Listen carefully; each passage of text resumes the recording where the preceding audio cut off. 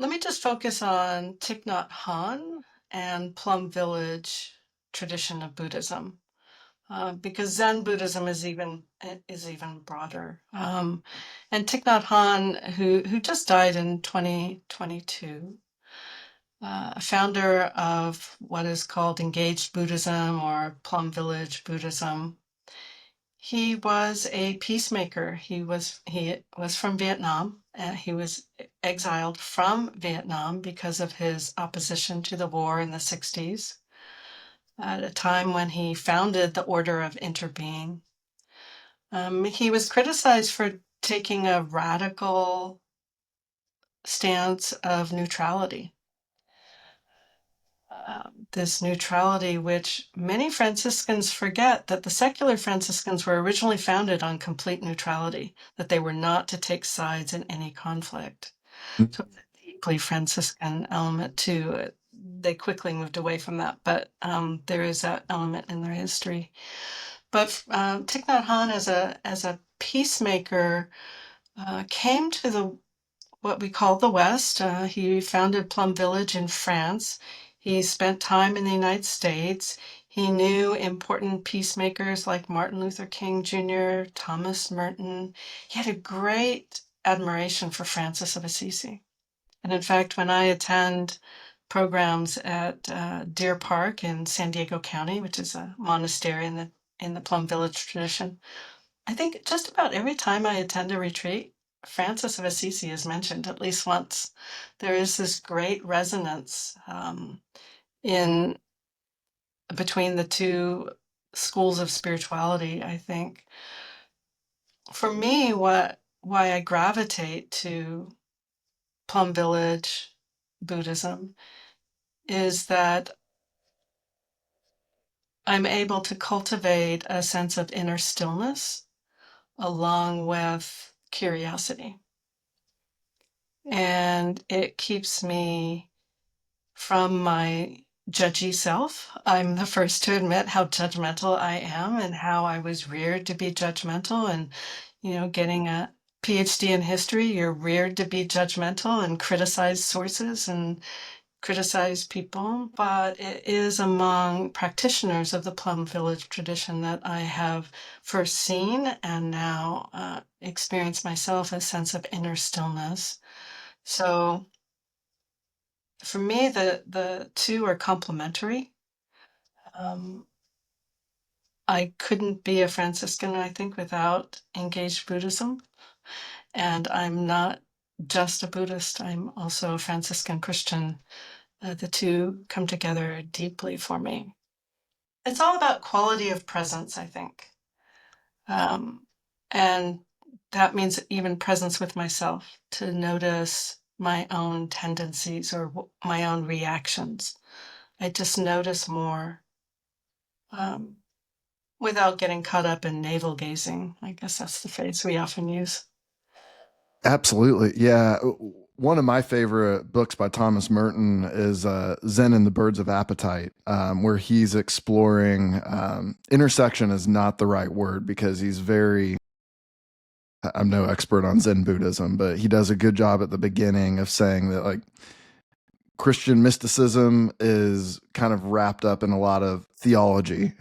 And in the West, we tend to attach ourselves to theological ideas, thoughts, principles, all these different things. Whereas Zen, the way he explains it in his dialogue with D.T. Suzuki, is this is a philosophy. It's like the great Zen phrase, "Don't think, see."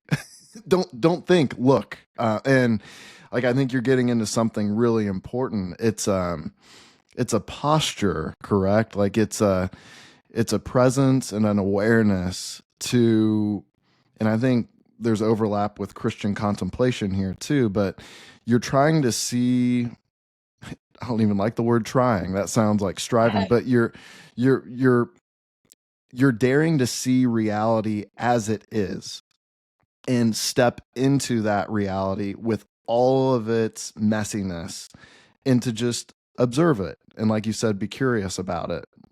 Am I on the right track there, or what would you add? I would add, ins- Just observe it is what you said, and I would say be in it. Be in it. Um, I think it's really interesting. Another comparison with Francis and Thich Nhat Hanh is that both of them have been subject to criticism, even disparagement, as being superficial, as not being deep enough or philosophical enough. Thich Nhat Hanh was a significant scholar who worked in many languages and wrote important treatises, and he had the aspiration to bring this depth of being to a popular audience.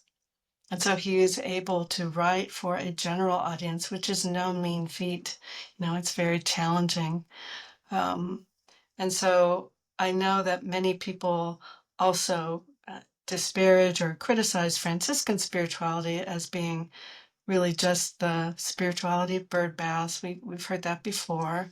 There's a depth to Franciscan spirituality and to engage Buddhism because it's about living into these principles. It's not just about thinking about them and talking about them. It's about living into them. And that's where the depth is and the challenge is. Yeah, how do you live into them? So for engaged Buddhism, for Thich Nhat Hanh's tradition, he has the 5 mindfulness trainings and then the 14 mindfulness trainings. And these are uh, trainings that do not contradict Christian practice at all, Christian faith at all. But these are guidelines, one might say, invitations. They aren't rules. They aren't things to you do this or you don't do this. These are guidelines in terms of how to live in a life of presence. And so it includes um, being mindful of what we consume, both in terms of what we read, what we look at on TV or the internet, what we consume and digest in our bodies, um, how much we eat and what we eat. That's just one example of one of the mindfulness trainings. And another example is uh, right speech. At what point, uh, when are we open to articulating our views and thoughts? And when should we refrain so that we can be really deeply present in responding rather than reacting? Um, so those are just a couple examples, but they're helpful guidelines for me to be living into a way that I aspire to live. Yeah, you mentioned the word interbeing earlier. What was what did that mean to Thich Nhat Hanh? The order of interbeing, and interbeing is a word that is used often in engaged Buddhism, and it's slightly different than a Christian notion because he would say that there is no individual self, that we all are. Now, that is not going to be something Christians will accept, and I'm not asking anyone to accept that, but I am um, merely saying that it really opens up our heart to this notion of um, interdependence, that I have as much to learn from my students as my students have to learn from me. That is a pedagogical strategy and philosophy that I have as a professor, and that's an example of interbeing. I'm not going to take a top-down approach to teaching. I want to learn from my students as they learn from me, and that we all are in this world together to be together. Um, it necessarily breaks down assumptions and expectations of a hierarchical view of the world and a hierarchical organization of the world. And I'm comfortable with that. Yeah, is there some overlap there with, or maybe is it complementary to the Franciscan notion of relationality?